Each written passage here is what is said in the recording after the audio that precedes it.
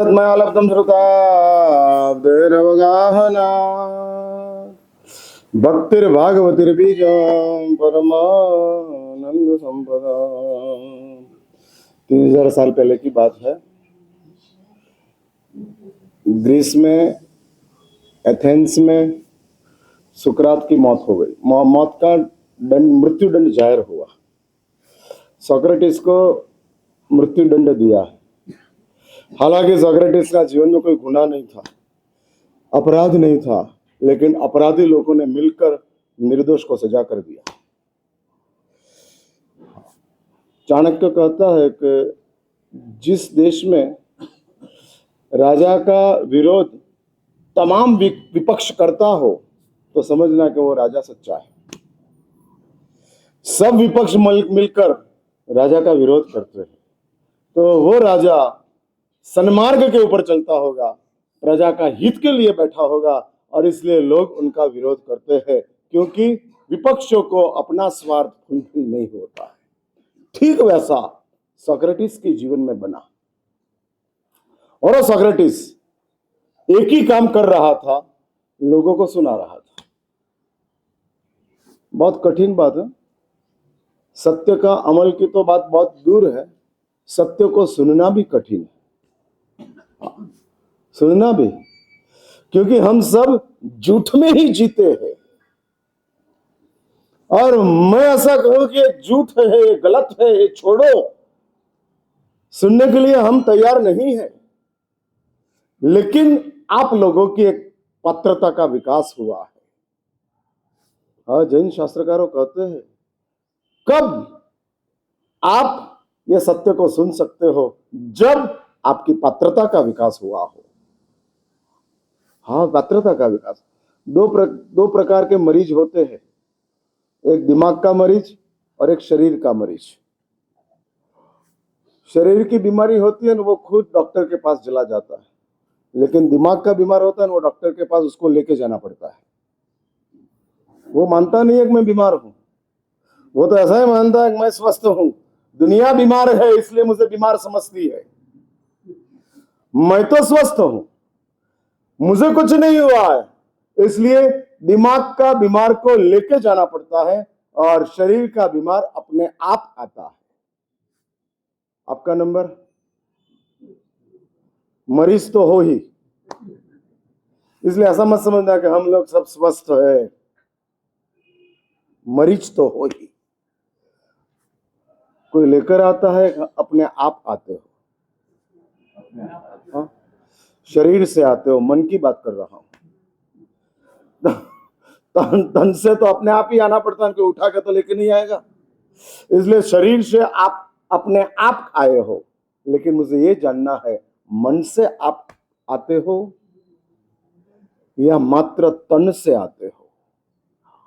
जो अपने आप आता है, जिसको अपनी बीमारी भयानक लगने लग गई है, और बीमारी मीन्स, एक बात फिर से समझ के रखो, अपनी आत्मा का परिभ्रमण वही बीमारी है। आपको पता नहीं है भूतकाल में हम कहां थे, और आपको यह भी पता नहीं है कि भावी में हम कहां जाएंगे। ये जीवन का जो 50, 60, 70, 80 साल का स्पान मिल गया है, उस स्पान में आप अपने आप को एस्टैब्लिश करके बैठे हो, इसलिए आपको लग रहा है जीवन बहुत अच्छा है, संसार बहुत सुंदर है, ऐसा फील हो रहा है। बहुत सुंदर है, लेकिन ये नहीं जानते हो हमारा भूतकाल क्या है, जन्म के पूर्व में हम कहां थे, और अब कितना लंबा भूतकाल, कितना लंबा। पता है कहां से हमारा स्टार्टिंग हुआ? बिल्कुल पता नहीं। और इतना लंबा अपना जो भूतकाल है, उस भूतकाल में से हम इस वर्तमान में आए। अभी मैं आगे जाके बात करता हूं कि अभी इस वर्तमान 50, 60, 70 साल में समाप्त हो जाएगा और फिर से वापस एक नया भविष्य की शुरुआत होगी। एक बात लिख के रखो कि मृत्यु के बाद भी जीवन है। जैसा जीवन के बाद मौत है, वैसा मौत के बाद जीवन है। ये लिख के रखो, इसमें कोई मिसअंडरस्टैंडिंग करने की जरूरत नहीं है। और ये मिसअंडरस्टैंडिंग करके हम अपने आप को ही खतरा में डाल रहे हैं, पीड़ा में फेंक रहे हैं। क्यों? ये मिसअंडरस्टैंडिंग चल रहा है। मृत्यु के बाद क्या है हमको पता नहीं है। मैं आपको बता देता हूं, मृत्यु के बाद जीवन है। जैसा जन्म के बाद जीवन है, वैसा मृत्यु के बाद जीवन है। और ये दोनों चीज समझ के रखो। इसलिए जन्म के बाद का जीवन हमने बहुत अच्छी तरह से तैयार किया।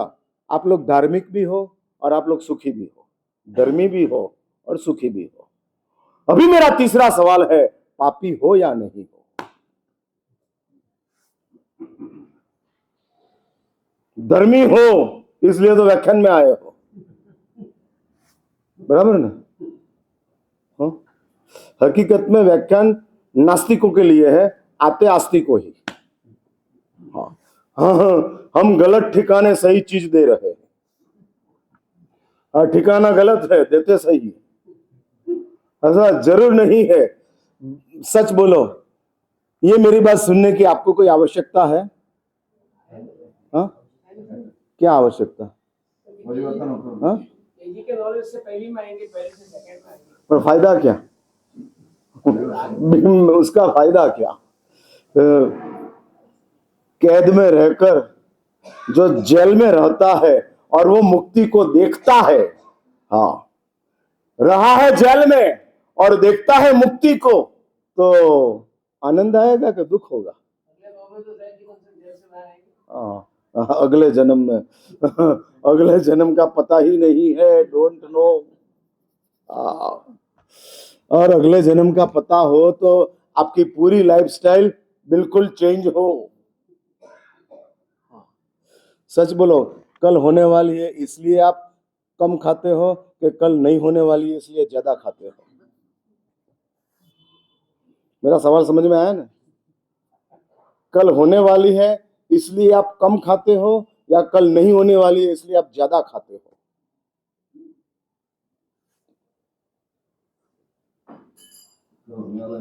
इसलिए कम खाते हो ना? हाँ, इसलिए बात समझ में आई। मैं ये कहता हूं कि कल है इसलिए आज आप स्वस्थ हो, फिट हो। हाँ, फिट हो। लेकिन कल नहीं ही होती तो आज हम स्वस्थ नहीं रहते। इसलिए मेरा यह सवाल है कि आप धर्मी भी हो, सुखी भी हो, दोनों चीज आपके पास है। धार्मिक जीवन आप जीते हो, आप पूजा पाठ, प्रतिक्रमण, कभी कभी तप, त्याग, व्रत, जप, ये सब कर लेते हो, दान वगैरह भी दे देते हो। हाँ, दे देते हो, ये सब आप कर लेते हो, इसलिए आप धर्मी हो और इसके साथ साथ सुखी भी हो। हाँ, रोड के ऊपर खड़ा रहकर भीख मांगनी नहीं पड़ती है, बराबर? अपने वहां नीति शास्त्रों में सुख का 3 परिभाषा बताई है, 3 परिभाषा। बस सुखी कौन? तो सुभाषितों में बताते हैं कि जिसको खाने के लिए रोटी मिल जाए वो सुखी है, नंबर 1। नंबर 2, पहनने के लिए कपड़े मिल जाए वो सुखी है। नंबर 3, सोने के लिए 6 फुट जमीन मिल जाए वो सुखी है। बस रोटी, कपड़ा, मकान, रोटी मिल जाए सुखी है। आप बोलो महाराज साहब रोटी की बात छोड़ो, पूरण पूरी मिलती है। हाँ भाई, 360 दिन पूरण पूरी आपको खाना हो तो कोई रोकता है? कैपेसिटी है 360 दिन। कैपेसिटी शरीर की नहीं होगी, एबिलिटी घर की है। एबिलिटी बाहर की होती है, कैपेसिटी खुद की होती है। हाँ, एबिलिटी, हाँ एबिलिटी है, और एबिलिटी के साथ रहता है। मुकेश अंबानी ने अपना घर एंटालिका में जो बनाया कैंप्स कॉर्नर के ऊपर, वो 28 मंजिले का है। रहने की कैपेसिटी के बनाने की एबिलिटी। हाँ, उसके पास एबिलिटी है कि कैपेसिटी है? घर में रहते 4 ही लोग हैं, अभी 6 हुए, बाद में 7 हुए, बाकी 4 ही, 2 बच्चे और माँ बाप 4 ही थे। उनकी मम्मी भी अलग रहती है, उनका भाई भी अलग रहता है। और मुकेश अंबानी ने 28 मंजिले का एंटालिका अपना खुद का मकान बनाया। 700 नौकर काम कर रहे हैं, 80 नौकर सिर्फ उसका लाइट का मैनेजमेंट देख रहे हैं, 80 सर्वेंट सिर्फ 28 मंजिले की जो इमारत है उसकी लाइट की मैनेजमेंट 80 लोगों के सिर के ऊपर है। 150 तो ड्राइवर है। हाँ हाँ, उतनी, मैं गाड़ियां नहीं बोला, ड्राइवर बोला। हाँ हाँ, इतने लोग हैं, 4 लोगों के लिए 600 लोग काम कर रहे हैं। मैं पूछ रहा हूं, उनके पास एबिलिटी है या उनके पास कैपेसिटी है? नहीं, एबिलिटी। रहने वाले तो 4 ही है। एक बात समझ के रखो, कैपेसिटी खुद की रहती है, एबिलिटी हम तैयार करते हैं। जिसका मेकिंग है वो एबिलिटी है, जो मेड है वो कैपेसिटी है। जिसको आप बनाते हो वो एबिलिटी है, आप बनाते जाते हो। हाँ, पैर 2 ही है और 25 जोड़ी जूते हैं। 2 ही पैर और 25 पैर जूते की है। कैपेसिटी है, एबिलिटी। हार बना के पहन सके इतना जूता है। हाँ, 2 ही पैर में आते हैं, बाकी हार बनाना पड़े। हाँ, और इतनी एबिलिटी है, अपनी कमनसीबी है, सुख कैपेसिटी में है, एबिलिटी में नहीं है। लिख के रखो, एबिलिटी सोमेनशिप है, कैपेसिटी हकीकत है। जो हमारी हकीकत है, वास्तविकता, वो है कैपेसिटी। और इसलिए दुनिया आज भी सुखी उनको कहती है कि जो ज्यादा देता है। हाँ, ज्यादा देते हैं उनको दुनिया सुखी कहती है। बहुत सुखी आदमी है, बहुत समृद्ध आदमी है, क्यों? उसने ज्यादा दिया है। देते जाते हैं। हाँ, कोरोना के समय में टाटा ने 1500 करोड़ रुपया दिया, 1500 CR कोरोना के समय में दिया, और वो देखकर विश्व भर में टाटा का नाम हो गया। क्यों? भले टाटा कैपेसिटी अपनी कितनी है वो दिखाता नहीं है। हाँ, नहीं दिखाता। नारायण मूर्ति को देख लो, आज भी पुरानी ही गाड़ी में घूमता है। नाम सुना है नारायण मूर्ति का? हाँ, इन्फोसिस बराबर है। हाँ, उधर वॉचमैन की नौकरी मिल जाए तो भी लोग खुश है। हाँ, वॉचमैन की नौकरी जिंदगी बन जाती है। वो नारायण मूर्ति, इसकी मिसेस, मैंने 2 दिन पहले इसका इंटरव्यू देखा और कोई व्हाट्सएप के ऊपर आया था और मैंने पढ़ा, और इंटरव्यू में बोल रही, किसी ने पूछा कि मैडम आप इतनी उम्र में, एट द एज ऑफ 75 इतने फिट कैसे हो? आपका मोटिवेशन क्या है? किसने आपको मोटिवेट किया है? और तब सुधा मूर्ति ने जवाब दिया कि मैं मिडिल क्लास फैमिली में से आई हूं, और मेरा मोटिव, जब मैं भारत में बड़ी हुई, आज मेरे पास कुछ आया, तो मुझे हरदम 24/7 एक ही भाव होता है कि जिसको जरूरत है उसको मैं मदद रूप हो जाऊं। ज्यादा से ज्यादा मदद करने की मेरी कामना, वो मेरा मोटिवेशन है। और जब मेरी वजह से कोई खुश होता है तो उनकी खुशी मुझे 2 गुनी 4 गुनी होकर मिलती है। उसने अपने इंटरव्यू में कहा, हाँ बताया, दिखाते गए। नारायण मूर्ति को सबसे पहले 10,000 लोन के ऊपर विथ इंटरेस्ट सुधा मूर्ति ने दिया था, और उसमें से इन्फोसिस तैयार हुई। आज वो 10,000 करोड़ में हो गया, वो 10,000 करोड़ तक पहुंच गया। मुझे ये कहना है, जो देता है, जो छोड़ता है, वो ज्यादा सुखी है, ऐसी दुनिया कहता है। इसलिए एबिलिटी को छोड़ो, कैपेसिटी की बात करो। ऐसा लग रहा है जरूर से ज्यादा मिला है। हाँ? मैं पूछ रहा हूं, आपको ऐसा लग रहा है जरूर से ज्यादा मिला है? दर्शन भाई, आज सबसे आगे बैठे हो आप। हाँ, मैं पूछ रहा हूं, जरूर से ज्यादा मिला है, ऐसा लग रहा है कि नहीं लग रहा है? हाँ, बराबर। तो फिर अभी एक तय करो कि अभी किसी के पास याचना नहीं करना, प्रार्थना की इजाजत है, याचना की मना है। जरूर से ज्यादा दे दिया, number 1।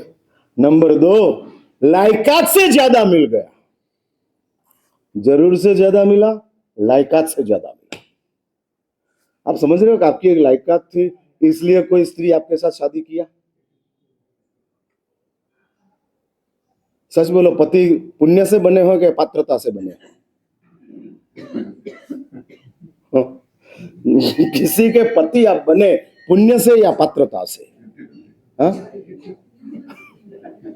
Mismatching, not matching, mismatching.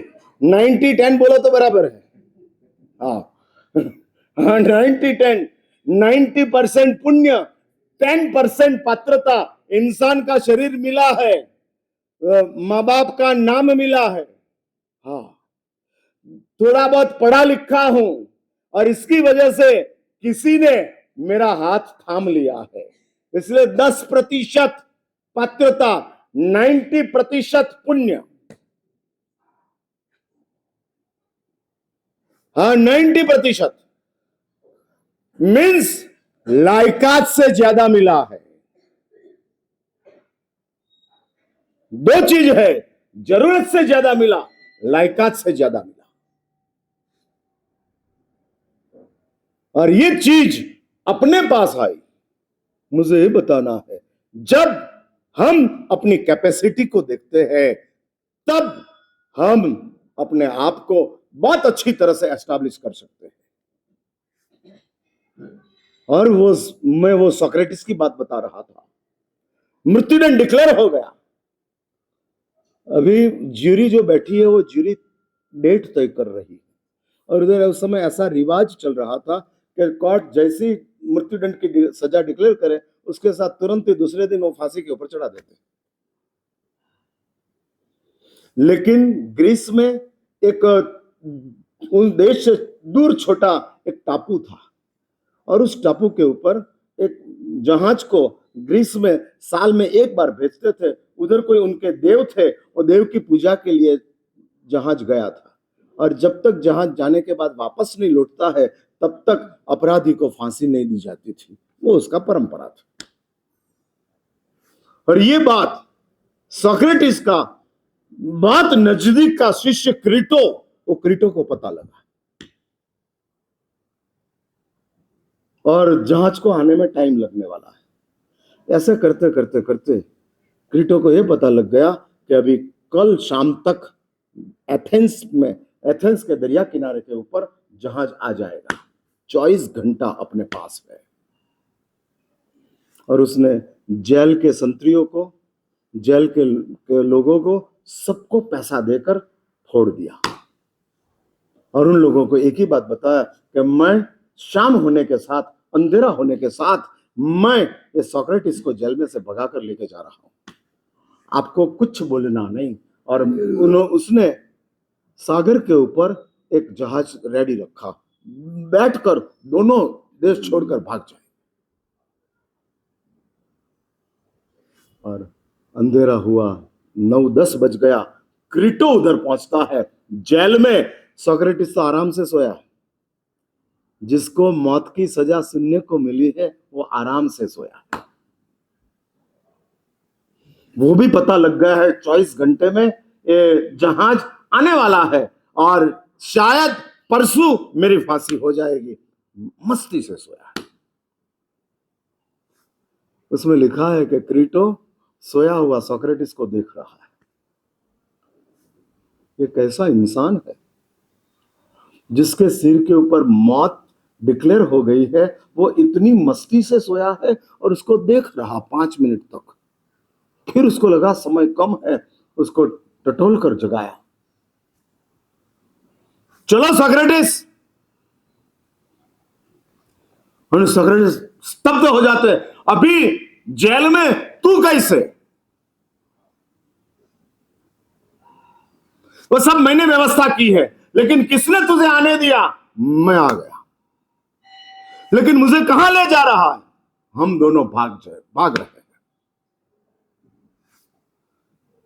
Socrates कहता है, जिंदगी के लिए भागना उसके बजाय सम्मान से मरना अच्छा है। I don't care. और सोक्रेटिस क्रीटो की बात ठुकराता है, नहीं आऊंगा। लेकिन मुझे लोग बोलेंगे कि ये इतना धनाढ्य इंसान का ये गुरु था और गुरु को नहीं बचा पाया, ये शिष्य किस काम का? और तब सोक्रेटिस ने क्रीटो को कहा, मेरे साथ इतने सालों से तू रहा, मुझे नहीं पहचानता है? तू मुझे अपना गुरु कहता है और गुरु के रूप में मुझे पहचाना नहीं, तो क्या किया? मैंने कभी अपने सिद्धांतों को तोड़कर कोई स्वार्थ को पसंद किया है? तू क्या कह रहा है? निकल। सोक्रेटिस उधर ही रहता है। मुझे कहना है कि जब इंसान मृत्यु से डरता है, मौत का डर, मैंने परसों बताया था, वो शरीर का इंसान है। मृत्यु से भयभीत हो जाए, और जो परलोक से भयभीत होता है, मृत्यु के बाद की एक जिंदगी है, सबको जाना है, सबको, कोई नहीं बचने वाला है। और मृत्यु के बाद का वो जीवन जो है, उसका जिसके नजर में ध्यान है, ये मुझे जाना है, उसको शास्त्रकार कहते हैं कि वो जीवन का इंसान है, जिसको दिखता है। मृत्यु तो भाई नास्तिक भी मानता है, जो भगवान में नहीं मानता है, जो परलोक में नहीं मानता है, जो मोक्ष में नहीं मानता है, ऐसा जो नास्तिक है वो भी मानता है कि मौत तो है ही। इसलिए संसार में मृत्यु को मानना वो नामुमकिन बात है, आपको मानना ही पड़ेगा। लेकिन मौत के बाद की दुनिया है। और ये बात लिख के रखो, मृत्यु एग्जाम है, परलोक परिणाम है। कैसा परलोक मिलेगा वो आज की एग्जाम से पता लग जाएगा। कैसी मौत हुई उसके हिसाब से परलोक फिक्स होता है। अभी आप मुझे ये पूछो महाराज साहब, मृत्यु के समय में हम स्वस्थ रहे, वो कैसे हो सकता है? अभी पिक पॉइंट के ऊपर मैं आ गया। देखो, एक बात आपके समक्ष फिट कर दिया, परलोक में जिसका नजर है वो जीवन का इंसान है। और मैं ऐसा मान के चल रहा हूं कि आप सब शरीर के नहीं, जीवन के इंसान हो।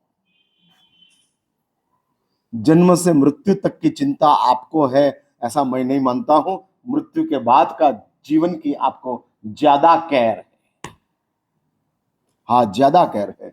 इसलिए आप लोग अपने आप को भविष्य में अच्छी तरह से एस्टैब्लिश कर सको, इसलिए आज से आप कुछ अपने जीवन को मर्यादाओं के साथ आगे बढ़ रहे हो। हाँ, बढ़ रहे हो। और इस चीज को लेकर मैं कहता हूं, मृत्यु के बाद यदि हमको वापस यही जीवन प्राप्त हो जाए। इनसे ऊपर की बात छोड़ दो, ये मिल जाए तो भी बहुत है। इसलिए औरंगाबाद मिल जाए, बाम्बू गली मिल जाए, भगवान विमलनाथ मिल जाए, कदाच बाम्बू गली के बजाय सिडको बिडको मिल जाए तो और एक्स्ट्रा। हाँ, अभी वापस वेदांत नगर मिल जाए तो और भी एक्स्ट्रा। हाँ, भगवान वासु पूज्य उधर पधार रहे हैं, वो भी चलेगा। 12वां और 13वां डिस्टेंस इतना ही है। वासु पूज्य 12वां है, विमलनाथ 13वां है। पहले 12वां मिल जाए तो भी चलेगा, 13वां मिल जाए तो भी चलेगा।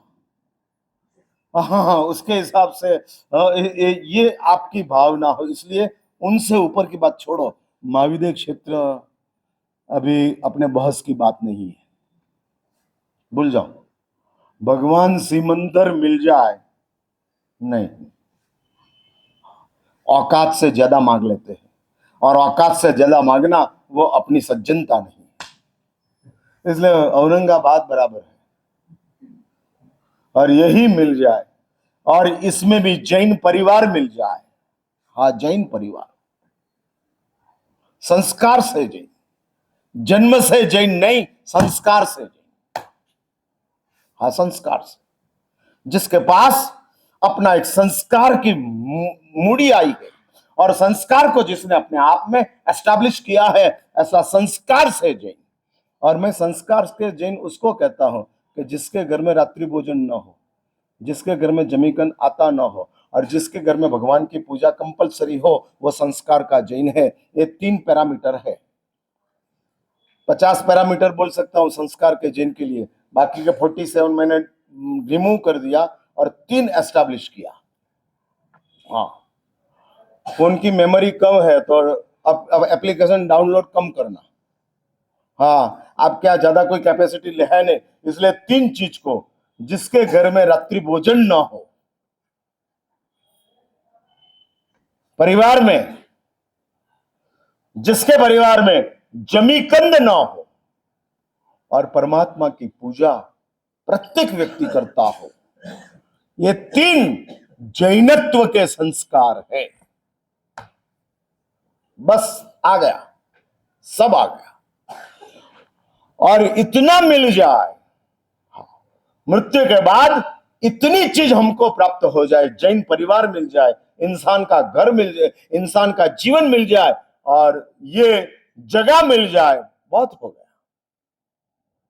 अब वो कैसे प्राप्त करना?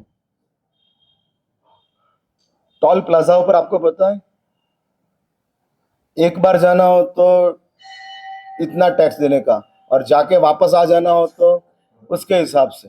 तो अभी हमको टोल प्लाजा के ऊपर पूछ रहे हैं यमराज कि जाके वापस आना है। हाँ, वो टोल प्लाजा के ऊपर खड़ा है, और यमराज पूछ रहा है कि भाई जाके वापस आना है, और आप कहते हो यस, तो फिर इतना कर देना पड़ेगा। वो क्या कर है? कल आखिरी दिन है अपना, वापस बाम्बू गली में कब आने का होगा पता नहीं है, लेकिन कल फाइनल है। और ध्वजा का देखेंगे, अभी आपकी ध्वजा चढ़ने दो, फिर दूसरी बात करेंगे। इसलिए कल इस एपिसोड का तो आखिरी मान लो, फिर आगे की बात आगे करेंगे अपन। फाइनल एपिसोड कल है, फाइनल। और ये फाइनल बात मुझे बतानी है।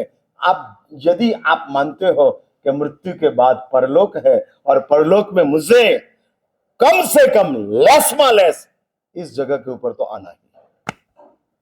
हाँ, इस जगह के ऊपर, और कुछ नहीं मिले चलेगा, लेकिन ये तो मिलना ही चाहिए। हाँ, ये मिलना ही चाहिए। तो शास्त्रकार कहते हैं कि तेरे पास ये चीज चाहिए। और जैन शास्त्रों ने ये बात बताई है कि ये चीज तुझे चाहिए, वो क्या है? कल हम मिलते हैं और ये बात बता देते हैं, क्योंकि बात ऐसी है ना कि कोई महत्वपूर्ण बात हो तो थोड़ी क्यूरियोसिटी जगानी चाहिए, सस्पेंस होना आवश्यक है।